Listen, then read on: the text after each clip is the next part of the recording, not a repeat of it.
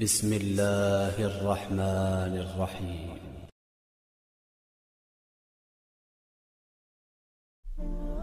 واصف علی واصف فرماتے ہیں، دعا کی زنجیر کھٹکھٹانا بھی قرب ہے۔ دعا سے محروم ہونے والا اللہ سے محروم ہو گیا۔ دعاؤں کا آسرا چھن جائے تو سمجھو کہ عذاب شروع ہو چکا ہے۔ ہر خوشی کے اندر ایک غم ہے اور ہر مایوسی کے عالم میں امید جلوہ گر ہے۔ آپ فرماتے ہیں، جب اللہ کہے کہ ابھی زندہ رہو تو ہم زندہ رہیں، اور جب وہ کہے کہ اب واپس آنے کا وقت ہے تو ہم خوشی سے رخصت ہو جائیں۔ محبت کو پہچان لینے والا انسان ہر طرف حسن ہی حسن دیکھتا ہے۔ وہ ہنستا ہے بے سبب، روتا ہے بلا وجہ۔ محبت کی کائنات جلوہ محبوب کے سوا کچھ اور نہیں۔ نشہ کسی بھی چیز کا ہو انسان کو غلام بنا دیتا ہے۔ نیند زندگی کا ایک ایسا آئینہ ہے جس میں موت کا عکس دکھائی دیتا ہے۔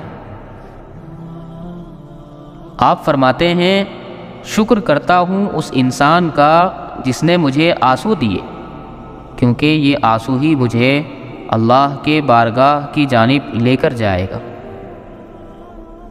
دعا یہ کرو کہ اے اللہ، جو کچھ تو نے دینا ہے بغیر مانگے دے دے، اور جو کچھ تو نے نہیں دینا وہ مانگنے کی توفیق ہی نہ دے۔ وہ آدمی جس کے لیے دنیا میں رہنا اور جانا برابر ہو وہ مومن ہے۔ جس قوم میں تعلیم، تعمیر اور صحت کے شعبے فائدہ بخش کاروبار بن جائیں، اسے دنیا کی کوئی طاقت تباہی سے نہیں بچا سکتی۔ حسن بصری رحمۃ اللہ علیہ فرماتے ہیں، سلف میں کسی کو کانٹا بھی چبھتا تھا تو وہ کہتے تھے کہ مجھے معلوم ہے کہ تو کسی گناہ کے سبب چبھا ہے، ورنہ میرے رب نے کبھی مجھ پر ظلم نہیں کیا۔ جب انسان کسی کا دل دکھاتا ہے تو وہ دکھا ہوا دل اور اس کی آہ اس کو زندگی میں کبھی نہ کبھی لگ ہی جاتی ہے۔ اس آہ سے بچنا چاہیے اور لوگوں کے ساتھ نرمی کا معاملہ کرنا چاہیے۔ جبر اور سختی انسان کو آخر میں خود مایوس کرتی ہے۔ وہ قسمت کے کھیل میں ایک ہارا ہوا تیر بن کر رہ جاتا ہے۔ آزمائش کے لیے چنے جانے والوں کو دعاؤں کو بھی اللہ نے قبولیت کے لیے چن رکھا ہوتا ہے۔ وہ تمہارے ہاتھوں کو تب تک خالی نہیں کرتا جب تک وہ انہیں اور بہتر چیز سے بھرنے کا ارادہ نہ کر لے۔ جب بھی کبھی غموں کے اندھیرے چھا جائیں تو مایوس ہونے کے بجائے پر امید رہے کہ میرا اللہ جلد ان غموں کے اندھیروں کو خوشیوں کے اجالوں میں بدل دے گا۔ یہ جو فاصلہ ہے نا اللہ اور بندے کے درمیان، یہ ایک جھٹکے میں طے نہیں ہوتا، بلکہ زندگی چاہیے ہوتی ہے اس مسافت کو طے کرنے کے لیے۔ کبھی رینگنا پڑتا ہے، کبھی دوڑنا پڑتا ہے، کبھی چھوٹے چھوٹے قدم اٹھاتے مسلسل اسی کی طرف بڑھنا ہوتا ہے۔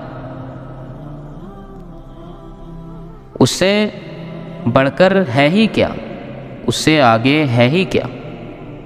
وہ یقین دینے والا وہ یقین دے کر اس کی حفاظت بھی کرے گا۔ جس کو اللہ پر یقین مل جائے اس سے بڑھ کر پرسکون اور کوئی چیز نہیں۔ اگر اللہ نے تمہارے دل میں کسی کی چاہت ڈالی ہے اور تمہیں دعا مانگنے کی توفیق بھی دے رہا ہے تو ہو سکتا ہے اللہ تمہاری چاہت پہ راضی ہو اور بس تمہیں آزما رہا۔ بس پھر میں نے دعا میں اللہ کو ہی مانگ لیا، صبر مانگ لیا، توکل مانگ لیا۔ اللہ کہتا ہے صبر کرو وہاں بھی جہاں پر صبر کرنا ناممکن ہو، اور توکل رکھو اس پہ، پھر دیکھو اللہ تمہارے لیے کیسے راستے کھولتا ہے۔ بے شک وہ صبر کرنے والوں کے ساتھ ہے۔ جس سکون کی تلاش میں تم اوروں کے پیچھے بھاگ رہے ہو، وہ سکون تمہاری اپنی ذات میں اللہ نے چھپا رکھا ہے۔ تمہیں تمہارے سوا کوئی مکمل نہیں کر سکتا۔ تم خود اپنی ذات کی تکمیل ہو، اور جس روز تم خود کو ڈھونڈ لو گے اس روز تمہیں اللہ مل جائے گا۔ کچھ لوگوں کی خود حسندی اور حسد و کینہ ان کو اس چیز کی بابت اجازت نہیں دیتا کہ وہ خود سے آگے کسی کو دیکھ پائے۔ جہاں انسان کو یہ گمان ہونے لگے کہ وہ کسی سے بڑا ہے، وہیں وہ چھوٹا پڑ جاتا ہے، حالانکہ وہ جانتے ہوتے ہیں کہ آپ کے اندر 100 خوبیاں ہیں، لیکن وہ غلاظت پر منڈلانے والی مکھی کی طرح صرف اس ایک خامی کے پیچھے لگے رہتے ہیں تاکہ اس سے ان کی اناؤں کے پیٹ بھرتے رہیں۔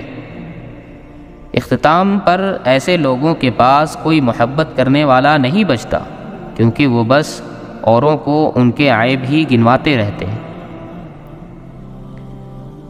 تم جس سے رابطہ رکھنے چاہتے تھے اس سے رابطہ نہیں رہا، تو اس کا مطلب یہ تو نہیں کہ تم اللہ سے ہی رابطہ توڑ دو۔ امید انہی کے لیے ہے جو یقین رکھتے ہیں، اور مایوسی انہی کے لیے ہے جو انتظار نہیں کرتے۔ کیوں خود کو اتنا الجھا رکھا ہے؟ ساری طاقتیں تو تمہارے اپنے ہاتھ میں ہے۔ دعا کے لیے اٹھاؤ انہیں اور پھر دیکھو کیا نہیں ہوتا۔ جس کو وہ اپنی جانب لانے کا ارادہ کر لیتا ہے اس کو پھر اس کی نصیب کی ڈور میں الجھا دیتا ہے۔ جس کو اس نے اپنے قریب لانا ہو اسے دنیا کی اصلیت دکھا کر باقیوں سے فاصلہ بڑھا دیتا ہے۔ کوئی بات نہیں اگر تم آج بالکل ٹوٹے ہوئے ہو، دل شکستہ ہو، کوئی گناہ نہیں، بس مایوس مت ہونا۔ وہ رب تمہیں آزما رہا ہے، سزا نہیں دے رہا۔ اس نے تمہاری مشکل کے ساتھ آسانی بھی رکھی ہے۔ تمہارے مسائل کا حل تمہیں ابھی نظر نہیں آ رہا، مگر ایسا نہیں ہے کہ کوئی حل موجود ہی نہیں ہے۔ ہر چیز اپنے وقت پر سلجھ جائے گی، ہر زخم سے وہ شفا دے گا۔ بس تم اس کی ذات سے تعلق بنائے رکھنا، ہر کام آسان وہ کر ہی دے گا۔ مولانا رومی فرماتے ہیں، اس دنیا میں کوئی خزانہ سانپ کے بغیر، کوئی پھول کانٹے کے بغیر، اور کوئی خوشی غم کے بغیر نہیں ہے۔